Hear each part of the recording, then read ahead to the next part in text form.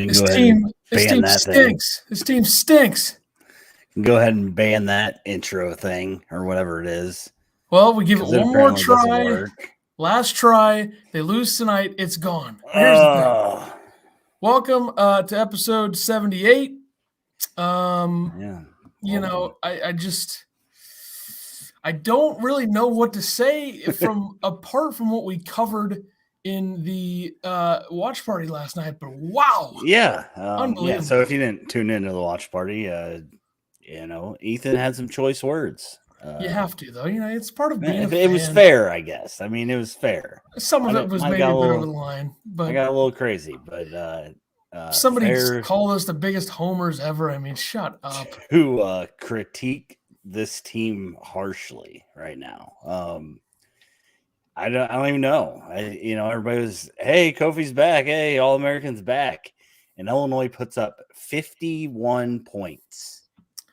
And that was a last second three from Plummer to get to 50. I don't think that I was a part of the Kofi's back, everything's okay group, but I did kind of feel that way. I didn't want to say it like everybody else was, but I'll say this. This is the most criticized team in college basketball right now, and rightfully so. They look like complete garbage in every single way. I mean, it is completely embarrassing. And it starts with the head coach, and then it goes to the players, because most of the players have not shown up at all. And I don't want to hear anything about Trent Frazier and DeMonte Williams. They showed up in the Marquette game. DeMonte showed up last night. Trent didn't show up, but he played well enough against Marquette. I saw people How about we put a little bit more heat on Curbelo? Because I know he scored points, but he stunk. Which I thought was crazy. Well, you not have enough points for you? I mean, 2 points, 10 rebounds. What do you expect? That's what he does. That's and for Illinois to get out rebounded 40-36 with Kofi back is just disgusting. And not in a Big Ten game. You're not facing a Big Ten team who's probably better at rebounding than most of the non-conference opponents you're going to have. Yeah. I don't know. I mean, it was like there was a lid. You hear it all the time. Lid on the basket. 3 of 22 from three for a whopping 13.6%. 16 for 57 from the field. You shoot under 30%, you shouldn't win games. And of course, you should probably lose by 20. So that's what Illinois did. And you look at the numbers in Trent. Yeah, he was there last game. 0 for 5 from three this game. 0 for 9. It just didn't seem like Illinois could find open looks. And it seems like Curbelo is trying to find those for the team, find those for himself, but he's not getting open looks either. He's shooting fadeaway jumpers, getting lost under the hoop, getting out of control. He led the team with 5 turnovers. At one point, Illinois was what, 7 turnovers, and Cincinnati had like 10 or something, and that turned around really quick. I don't know. Illinois got beat by, I would say, a better change of what Cincinnati did. Credit to their coaching, to their players.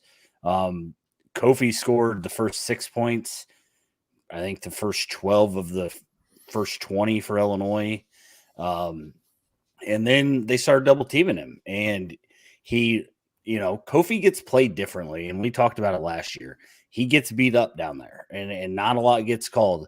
But he was supposed to come back to work on his mid-range game, which he did take a mid-range jumper. It didn't look bad. He was perfect from the free throw line, but he only got there 4 times, and that was within, the first 10 minutes maybe of the game. But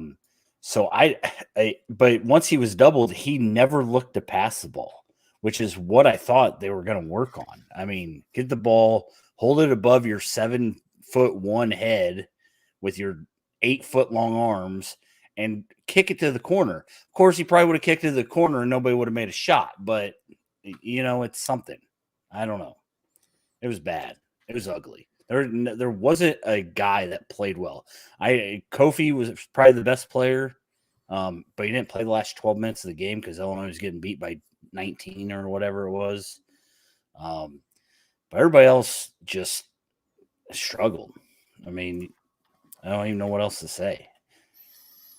Well, First of all, yeah, the coaching is something to bring up because I don't even know if anybody was there last night.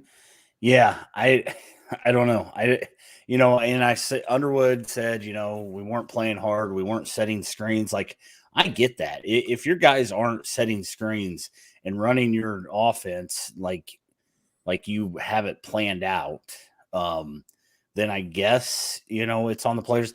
And this can't all be on Underwood either. I mean, Underwood didn't go out there and shoot 28% from the field, so but he also showed no leadership. I agree. He's trying to call out his players. Oh, there's no leaders in this team. Shouldn't you lead the team? I mean, when you're watching your team sit out there and do absolutely nothing on offense at the most part of the entire game, especially in the first half. I know Underwood gave up with about 12 minutes left, but what the hell is he doing? Yeah. He does nothing. And he made the comment about they've been, fractured due to injuries and suspensions. That's bull bleep. Has Kofi not been able to practice with this team during his suspension? More bull bleep. I mean, give me a break.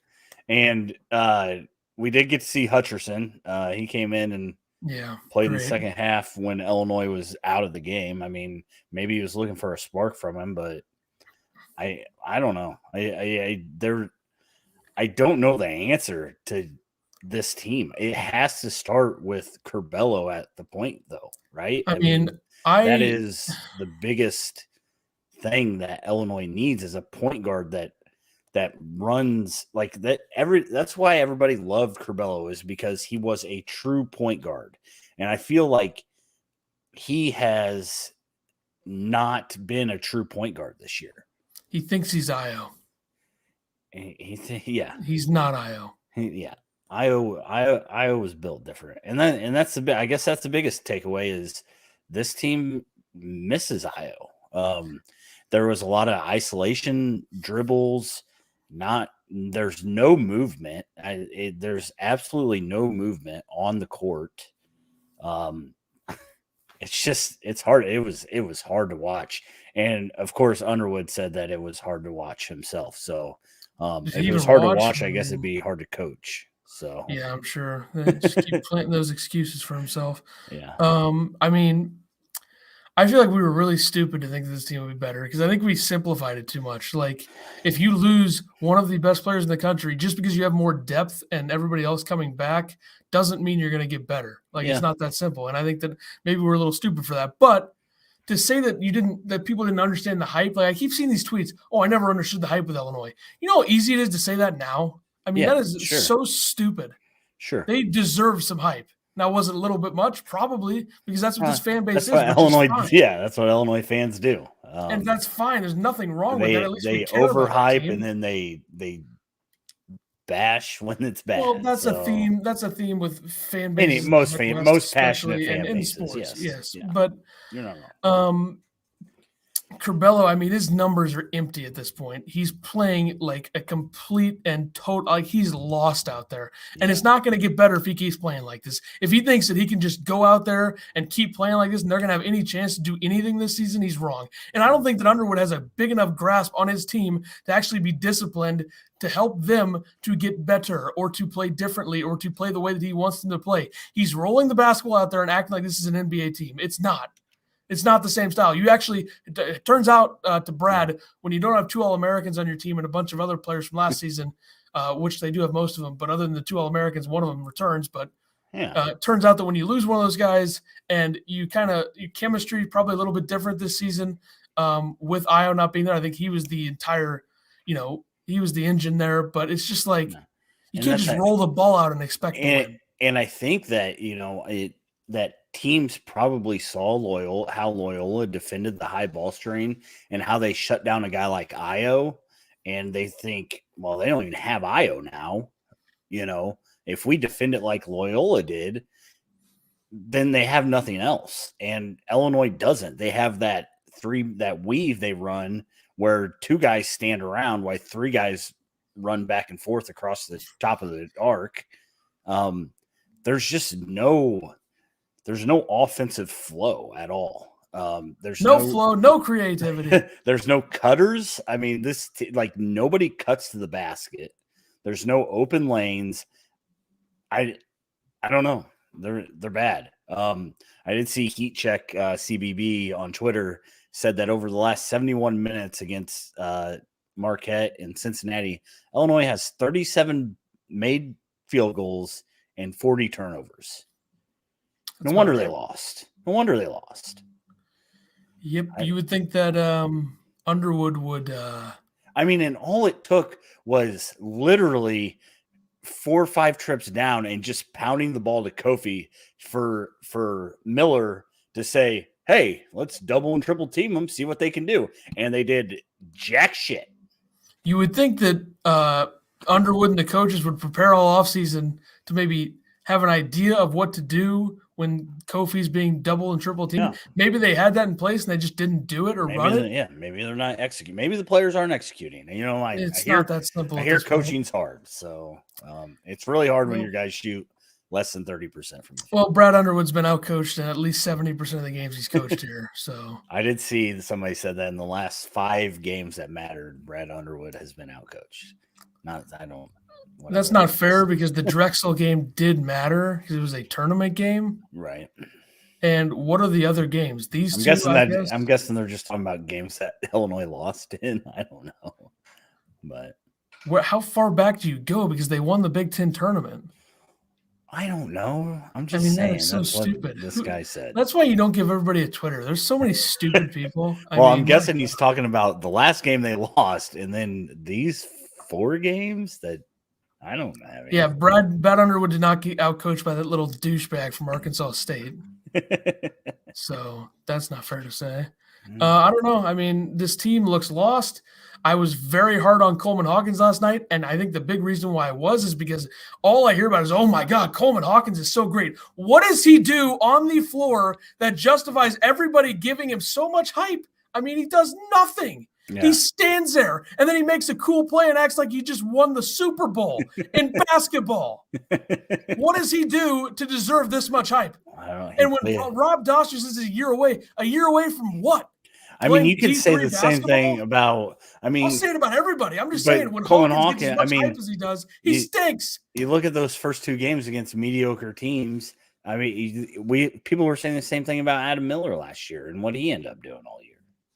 Miller, okay, that's not your fair. Boy, Adam Miller. Yeah, Miller was. What do you mean it's not fair? Miller has been a much better contributor every game defensively than Hawkins. What does Hawkins do? I did see somebody stands there and does nothing. I saw somebody bashing Adam Miller's defense, which I thought was erroneous. That's hilarious. I mean, come on. I did see that too, but yeah, that's just someone trying to defend Illinois to no end because the whole Curbelo Miller thing, which we'll get into in a minute. But Hawkins does absolutely nothing out there.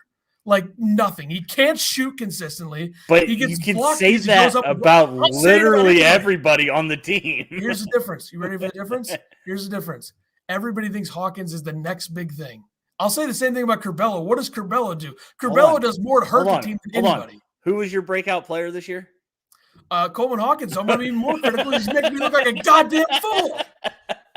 I mean, Jesus. But I just don't understand all the hype. I mean, I think there should be something. He's going to be better, surely. Like he's not. It's just he's not a Big Ten player. This team was hyped out the freaking gym. Hawkins now they have a hard time getting to the gym. That's true. Hawkins has a lot of talent, but I don't think it suits the Big Ten very well. Yeah, I mean he's an athletic big. That can't shoot, that thinks he can shoot, and that can't really handle the ball effectively or do anything different than other people when he thinks he can. And then he goes up with one arm like he's going to slam it. Dude, he did only have one turnover. Playing in a congrats. I mean, he touched the ball like 12 times. When he did absolutely nothing with it, except for a dunk where he got all hyped and, oh, my God, you see that play, everybody? It's only basket. It's embarrassing. And also, let me just go – since people probably think I'm just singling out Hawkins, I already went after Curbelo. You want to go after somebody else? I'll go after somebody else. Hutcherson, the next big thing. You know, what the hell did he do? Nothing. I mean, BBV had more points than Frazier. So BBV stinks too.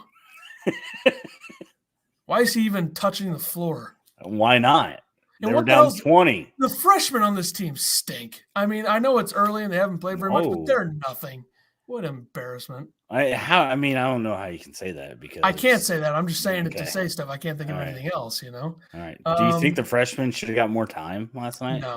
No. Why? You're getting beat by 20. Maybe if Goody didn't do a transplant for his back or tailbone to Hutcherson, then, maybe. But yeah, sure.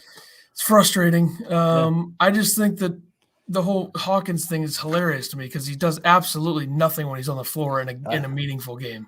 I hope he scores 20. I hope so too. Or, yeah. My God, I hope so. But he's not gonna because he does nothing. This. I'll just say this now, and I'm just saying this so I hope Hawkins hears this and it motivates him and be like, oh my God, don't ever say that again. Ready? Hawkins does as much or less than Mark Smith on the floor in terms of value. Okay. And Mark Smith's not afraid to chuck it up and miss by 40 feet. That's respect.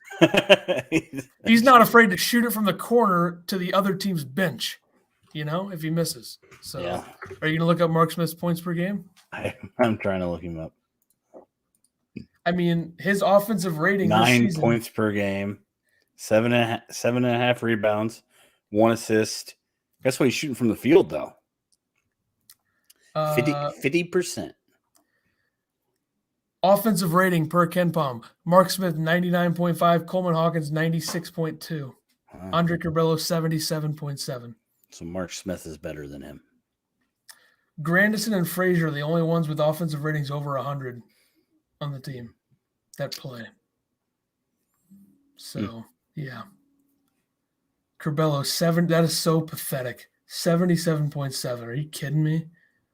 That is so bad. But, well, Kofi is 107.8 last night, but everybody stinks. I think that's fair to say. Right now. Yeah, I mean, everybody really stunk last night. So, and I hope I hope everybody goes to Twitter about, the haters are going to hate. Yeah, well, don't score 51 points against Cincinnati on a neutral floor in a game a week after you got your asses beat on the defensive end of Marquette destroyed you. 1 week later, you lose again. You barely score 51. I mean, let's be honest, they scored 48 points. But that's the problem with the athletes these days. And I'm not going to get into a whole big, large conversation about it. But it's like, take some criticism and use it to motivate you. Why do you think so many of the great athletes over the years probably play with chips on their shoulder and they don't want to be coddled? No, everybody tells them how great they are their whole life. Why do you think I sucked as an athlete? People thought that I was good when I was like 8 years old, and then I stunk 6 years later. Yeah, I didn't care. I just thought that I could roll the ball out there and win, and that didn't work. And it worked until I was actual an age where other people were good. I mean, Jesus. Yeah. Not playing Underwood's probably just like giving everybody anymore. Treats and gifts. I mean, I dominate that league. That's just come on. I'm talking about Illinois players. They're not playing at the rec center. They wouldn't dominate that league like I do. I'll tell you that. True. The team's bad, so losing tonight would probably send us all off the deep end, I think. Yeah. I mean, do you fire Underwood if you lose tonight? How thin is the ice he's on if he loses to? It's much thinner than it's been. And Mark Smith. They cannot do that. For the third time. Man, Brad does not know how to beat Mark Smith. So they might turn the ball over 426 times against Arizona and get out rebounded by 70. I mean, seriously. Yeah. I don't see any team on the schedule right now with the way they're playing other than UT Rio Grande Valley. Yeah. Whatever the F that is, that they can beat. And St. Francis. Notre Dame, they'll probably lose to. Rutgers, Iowa, who the hell's the other team there? Arizona. They're going to lose to all those teams at this rate. Kansas State tonight. It's embarrassing. They better not lose tonight. And Underwood just sits. His internet went out, folks. Underwood just sits there. I assume he's going to say, "Oh, he's back." Underwood just sits there with all of his cliche BS that means absolutely nothing every post-game presser when they lose. And then he pretty much tried to blame the players there, which is just ridiculous when he just sits there and does absolutely nothing. Obviously, I think the players are more of an impact on winning the game, but when you coach like an absolute clown, 2 games in a row, you make 0 adjustments. Has he ever made an adjustment in a game? I don't know. I don't think he has anything else. I don't think they have like last year his go-to was give it to Hio. He doesn't have that this year. So I don't know. He's making a lot of money. Yeah, a lot of money to do absolutely nothing. He's the worst coach in the Big Ten. All right. Wow. So, do we have anything else? I guess the Adam Miller thing. Yeah, if you want to talk about this. Well, I mean, I don't even know who this guy is. So, Rob Douster. My internet keeps dying. Yeah, you shouldn't be 8 rooms away from your. It's like 2 rooms. I mean, it's not that bad. Go ahead. Rob Douster with the Field of 16 or something. I don't know. Field of 68. Jesus. Yeah. Well, whatever he's on. Basically went off on Twitter and said that everybody should have read the tea leaves, I guess, when Adam Miller left from Illinois. And then people were saying, oh, well, are you saying he didn't want to play with Curbelo or didn't something about that? And then he said he didn't want Curbelo as his point guard. So whatever that is, Adam Miller wants to be a point guard, so I could see why he would leave when there is a guy that is probably going to be point guard over you. So I don't know if that's I don't know what Rob's getting at, but I think Curbelo's the reason that Miller left. Well, I don't know.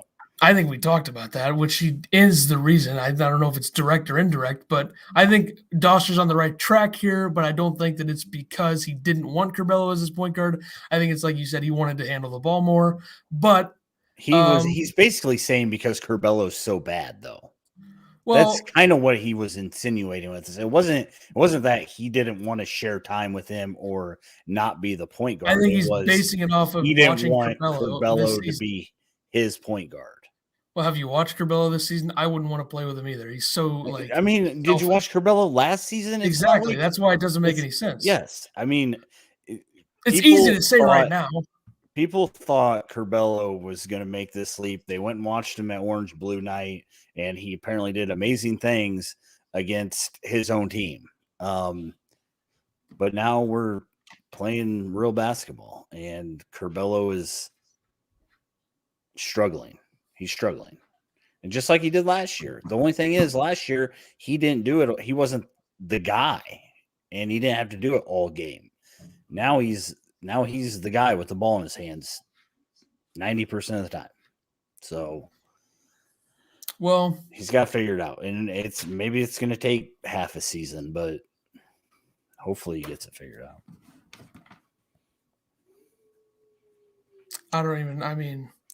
I got like a billion texts right now. I just think that I think he was on the right track. I just don't think that he said it correctly. And I think that it's unfair to kind of jump to those conclusions already. But I'm 90% out on Curbelo, so you better pull me back in. So okay. I don't like the selfishness. Is it just he looks like a selfish basketball player. I agree. The problem is, what do? You can't give it to Frazier and let Trent run it. He's run point forever. Because you know who's after Trent? Your boy, Coleman Hawkins. So, which is ridiculous because what the hell does he do? Seriously, he's just going to dribble it up top and then hand it off? That's all he does. He also was saying that Miller leaving is part of why Illinois is not good. That's just, I don't know. I definitely think that maybe I jumped to a point where I was convinced that Plummer would be just fine in replacing him, which it's early, but he just doesn't have the same he doesn't have the same role for one. And he shot 5 threes, made 2 of them. That's Adam Miller numbers. So, except way less minutes. And I don't know if Plummer's as good of an on-ball defender, but I think he's better at stealing the basketball. But I love the people out there bitching about Miller's defense. If they didn't even watch the team last season. Yeah. And that's it seemed at a point there that Cincinnati couldn't miss too. And that's when Illinois couldn't get stops, when Davenport was making, 25-foot threes, when Saunders, who doesn't even start, was making every fadeaway bunny that we wish that Curbelo could make in the lane. They got beat by guards. I mean, and they got smoked by guards. So Illinois doesn't have that big body guard or that bulldog type guard. You know what I mean? Yeah, I'm so sick of seeing Curbelo fade back and airball it. I cannot watch that anymore. Yeah. Oh my God. And what happened to like hitting shooters on the perimeter after driving in and kicking? Like, what happened to doing that? Did they ever do that? Like, you know how many points DeMonte was scoring from that last season? Right. Like now DeMonte just dribbles and throws it up and doesn't even hit the rim. Well, and he takes super contested threes. And I don't that you can partly blame on Underwood too, because there's got to be a way to open the floor more. So there's got to be a way to open the floor up. I agree. How can they not figure that out? You get three guys on Kofi and you have him kick it out one time. Well, they're not going to tell. This is part of Underwood not having the 100% grasp on his team. He's not going to tell Kofi to do that. Right. And it's another reason why athletes these days can't handle all the criticism. That's what it seems like to me. These guys want to be coddled. Coleman Hawkins wants to sit there and bitch and moan about Michigan and how they lost. Who gives a flying F UCK about that? Who cares? Can we focus on trying to – and I'm not going to say shut up and dribble because I really don't give a shit what you tweet. But can we not focus on the fact that we're a 2-2 team instead of, oh, Michigan lost. My day is so much better. Who cares? Nobody. Get over Michigan. You beat them multiple times the last few seasons. Why the hell do we have to care about them so much? That doesn't bother me as much as it bothers you, but I know if the team was 4-0, I wouldn't give a shit. But they're 2-2, and they just lost to two lesser opponents, apparently lesser opponents. I don't know if they actually are. Yeah, but keep tweeting, Coleman. Keep tweeting, but come on. You can't be tweeting about Michigan games. Who gives a damn about Michigan? And let's finish up the game with this, with Doster's tweet, his thread about Illinois. I don't think he's wrong here. So, these are points that a lot of people have made. The Illini are a total mess. I honestly don't know how you fix this. You can take Kofi away by doubling him in the post because he can't see the floor to pass out of it. If he gets a post touch, a shot is going up or he's turning it over. You can eliminate ball screens, playing drop, and staying home on shooters because when Andre Curbelo tries to beat you as a scorer, it's going to go well for you. He's a mess right now. Coleman Hawkins is a year away. Not sure what he's a year away from. Trent Frazier can't get a shot with Kofi and Curbelo out there. The biggest thing is that there doesn't seem to be any kind of leadership or internal accountability. I guarantee Ayo Dosunmu wasn't putting up with some of this nonsense. So I think that is a very good point. They had a leader then. And Andre Curbelo will never be Ayo Dosunmu. I think that's kind of a fair thing to say. He's a little short, I think. I mean, what did Ayo do that Curbelo as a basketball player can't physically do, Like Ayo is a guy that I never thought that he would turn into. Go to the lane and not get his stuff packed. Last season he was fine doing that last season. Well, he had Ayo on the floor with him. Say what you want. Well, people were worried about other guys. Last night they didn't have to worry about anybody, so you could quadruple team Kofi and let the rest of the team throw it up. Let's be honest. Nobody on the team was really given a chance to do anything because Curbelo and Kofi thought it was a two-man show. Like, can you point to any spot in the game where you thought they were consistently getting the ball to other guys to try to let them do something? No. If I'm a player on this team right now, I'm like, are you effing kidding me? What the hell am I here for? A two-man show of a couple dudes either getting blocked or turning the ball over? Like, if you're Trent Frazier, did you really come back for this bullshit? I mean, who the hell wants to play with them? Trent got up 5 threes. Missed them all. Okay, at what point in the game did he get those off? And also, how many times did he actually touch the ball or be able to create anything for himself? Probably 9. He shot 9 times. I'm guessing that he got the ball 9 times. Yeah, exactly. Well, good. I mean, somebody else had to do something. I'm not going to get after Trent for one performance. Maybe I agree. I think that Trent, like Curbelo took 12 shots. I think Trent should be taking 15.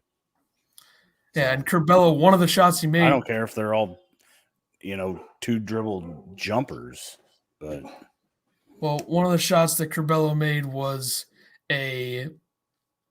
one where he stepped like an inch inside the three-point line and made it. Like, just shoot the three. I don't like that, but whatever. It's really not that big of a deal. Let's do the Kansas State game tonight.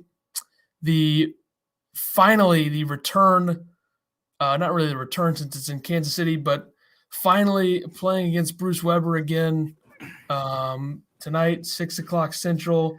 Hall of Fame Classic Consolation game. 2 games in a row on ESPN News, by the way. The third place game, I saw somebody say. Yeah, third place out of 4. I like it. Yeah, I mean, if you were writing a movie script, this is kind of what you would want, right? I mean, who cares? I mean, Illinois versus Bruce Weber and Mark it's been Smith. Too many years to care about. Brad Underwood's alma mater. I mean, that's true. This is, I mean, how many times did I say once Bruce Weber leaves, Brad's gone? So apparently Bruce reached out to Brad and wanted him to stay with him on his coaching staff. And Brad left to go with, what was the coach's name? Yep. Frank that Martin? guy. Frank Martin. Yep. So Brad beef. Still been There's there. Beef. Big time beef. Yeah. So, yeah, well, Brad's never going to be the coach that Bruce was at Illinois at this rate. Yeah. So my question is, who wins, recruiter or coach? Because I always thought Bruce could coach. I mean, he never recruited the best players. Coach wins tonight? That's not Probably. what you wrote down. Because I'm trying to figure – I mean, I'm not going to pick against him for this. I mean, my God. I can't believe we had to watch this bullshit.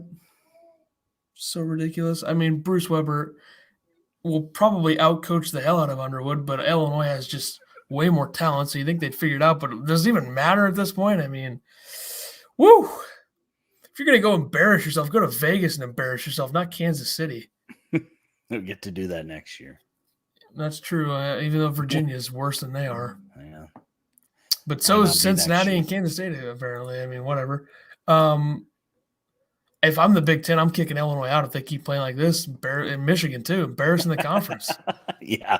Come on. Conference has been pretty solid so far. Rutgers, too. Jesus. Rutgers shouldn't even be in there anyway. They're in Piscataway, New Jersey. Like, what the hell? Lineup projection. I didn't even really write anything down because I'm just so demoralized with this team. Yeah, you don't even have any of your boy Eric Haslam's numbers up here. Yeah, I got this stuff pulled up. But how's Illinois' defensive efficiency now? Still number 1. Yeah. Not on Haslametrics. Haslametrics is probably like 30, but it's number 1 on Ken Palm. Yeah. And I like how K-State on their tweet put game day versus number 14 Illinois. Yeah, they're really number 14. I mean, come on. Give me a break. So K-State has beaten Pittsburgh State, Florida A&M. Wait. First one looks like an exhibition. Hang on, folks. Yeah, they're 2-0. They beat Florida A&M and Nebraska Omaha. Those are their 2 wins. And then they lost to Arkansas by 8 last night. I didn't watch any of that game. Yeah, I did. I had it on, but I didn't really pay much attention. K-State scored 40 points in the second half, so that's almost more than Illinois scored last night. Oh, boy. Yeah. So Kansas State's starters is Selton Miguel, who had 14 points last night. Nigel Pack, 14 points last night. Mark Smith, old friend, 4 points last night. Keosi Esigu, 4 points. And then a whopping 9 minutes. Yeah, Ismail Masood, who had no points and was 0 for 8, 0 for 5 from 3. 6'9", by the way, playing the 5. The Igu guy is Ezigu is 6'10". Yeah. He'll take that many against Kofi tonight then. Their bench was good though. Marcus Nowell had 10 points. Mike McGurl had 5. These names stink. 9 points. McGurl had 31 minutes. That guy should be starting. So they were 37% from the field, 13% from 3, and 73% from the line, and they still only lost by 8 points. Interesting. I don't know what that tells you more about. Looks like they shoot the ball as well as Illinois does. Should be a barn burner of a game. Oh, they'll make everything tonight, trust me. Who, Illinois or Kansas State? Kansas State. Kansas State is 106th offensively, 70th defensively. Illinois still somehow first offensively and 41st offensively. So, yeah, you would think that Illinois should win this game, but what the hell do we know? Yep. Prediction. I think Illinois, there's no chance they shoot that poorly. I'm going to say ever again this year. They're going to shoot near 43% from the field, even with Curbelo going 3 of 11 from the field. And they're going to put up a bunch of points, 82-70 Illini. I'm going to say Illinois plays another horrible game, and then it's tied 65-65. Hawkins goes down, gets blocked. Kansas State rebounds, it goes the other way. They spit on themselves, turn it over. Illinois gets it with 2 seconds left. Curbelo hits a 3. Game over. Illinois wins 68-65. Yeah, that's right. Yeah. 3 for the win. And everyone's going to think, okay, back on track, and then they'll probably lose to UTGRUVS on Friday. That's all right. Nobody will be watching that because it's on BTN Plus. Yeah. Well, what do you think the lineup's going to be? Change the lineup at all tonight? I think you got to make at least one change, right? Get Hawkins out of there. Do you think? Do you put DeMonte in for Hawkins? No, I put anybody. I'd put like Hutcherson in for him. Why not? Since he's the next big thing, get him in there. You wouldn't even put him in the first half. I don't know. He's going to start Hawkins 10 to 12 minutes. Hawkins probably threatened to transfer if he doesn't start or some shit, and Underwood's all scared. I think you start Plummer and DeMonte and put Curbelo and Hawkins on the bench. He has no balls at all to do that. No shot in hell he's doing that. If I was the coach, that's what I'd do. Well, that's because you'd probably actually, stand up to the players. But Underwood, not so much apparently. I don't know. Maybe I'm wrong. Yeah. But I know that I've squandered any chance to ever get him on the podcast. But who cares? Who wants him anyway? He doesn't know what he's doing. All right. Maybe we'll get him when he goes to K-State. That's true. We'll get him in there, do a exclusive look into the end of Underwood at Illinois once he leaves. But, all right, that'll do it for us. Episode 79 will come later this week. They lose to K-State. I might blow my mic out and watch partying. So. Watch partying? Do you want to? Yeah. Okay. I was planning on it. All right, we'll do that. All right. When's the game start? 6 o'clock. So we'll be live at 5:50 probably. All right, we'll see you there. Better win. Bye.